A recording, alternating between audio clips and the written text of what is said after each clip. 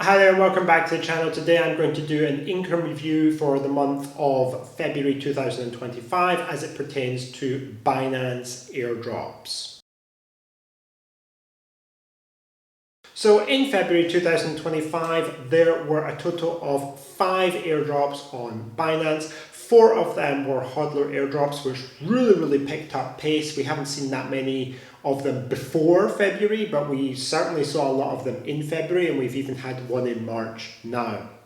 And in addition to that, we saw one launch pool project. So just the one launch pool and 4 hodler airdrops. In total, in terms of income that I was able to derive from this relative to the amount of BNB value that's locked in simple earn positions, the total was 1.96% for the month of February. So not bad. If you were to annualize that, it would come out as almost 24%, and that's just raw APR. That's not APY or compounding or anything like that. So not a bad rate of return for February. Of course, there have been better months. For example, December 2024 was well over 3%, but February definitely not bad. Looking at the specific projects, the first one was Beratrain, which listed at the beginning of February. This one netted me 0.83% return, so this was actually the best one of all. I sold out at a price of $8.5. And subsequently I was holding my head in my hands on this one because it went up as far as I think 15 on day one, and I was just thinking to myself what an idiot I was.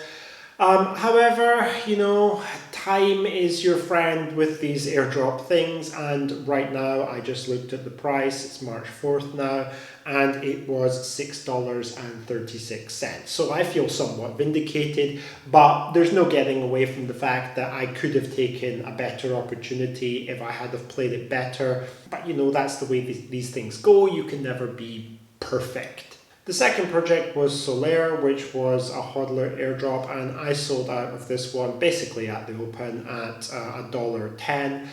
I don't have a lot of faith in all the Solana projects that I see coming out. I see a lot of nonsense being launched on Solana. Obviously there's some utility too, but there's a lot of nonsense. So I sold out initially. I didn't, wait at all with this one. I got $1.10 for it. It hasn't moved all that much either up or down for a long time, but today when I looked at it, obviously the market is down a lot in the last few days. It was trading for about 88 cents, so we can take that as a win as well, I suppose. The third one was one that I think I made a mistake on, but the market is kind of coming back in, so maybe not such a big mistake. It was called Kaito, and this was also a hodler airdrop.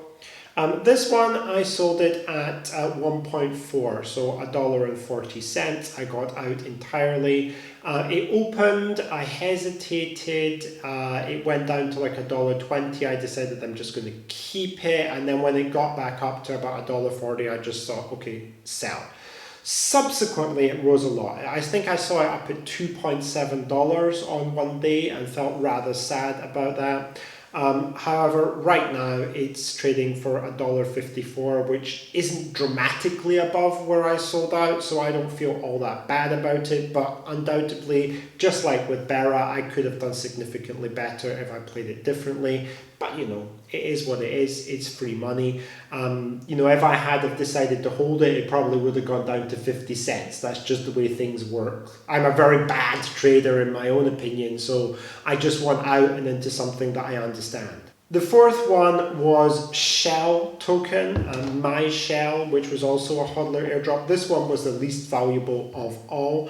I was only able to get a 0.15% in terms of income for this one, which was the least of all. And I sold out for 63 cents. Subsequently, it's now trading at 35 cents, so I feel vindicated on that one. I didn't have a lot of faith in this project. When I looked into it, I thought, probably not something I want to even entertain holding. So the price action obviously reflects the fact that most people have a similar opinion.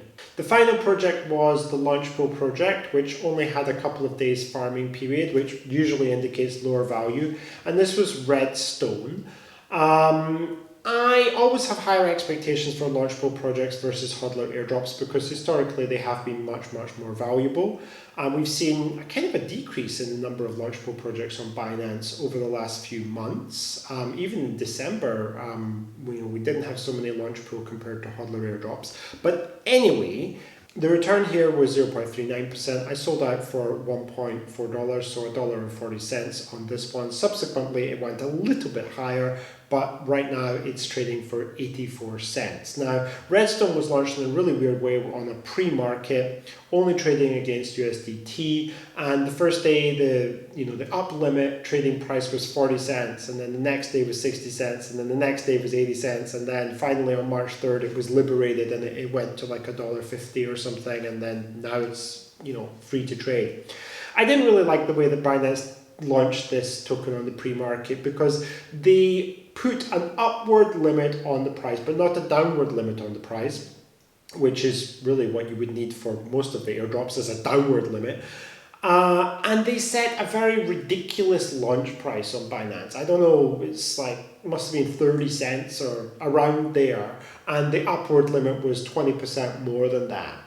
And each day it was like that. I thought it was a bit ridiculous, to be honest, because the token was trading for like $1.40, $1.50 on Wales Market. So there's no way that, people should really have been selling it for 40 cents or 60 cents or 80 cents. It just didn't make any sense. But, that is how Binance chose to do it. Now, why did they choose to do it this way? I think it's probably that they thought that there were groups of people who were getting airdrop tokens and they just sold them initially for anything, basically. I was doing that as well.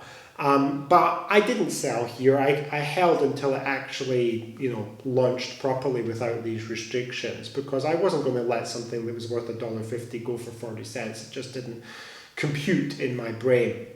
But I think the intention is to provide the illusion maybe that the price is rising over the last few days, and maybe get more people interested in the token. And just to try to get the early sellers out, and that should help the price not to crash so much once the pre-market actually completes and once there's a full listing. At least that's my thoughts on why Binance are trialing this. Who knows if it's going to continue or not? I really don't know. So just a very quick review on percentages. For Bera, I got 0.83%. For Layer, it was 0.32%.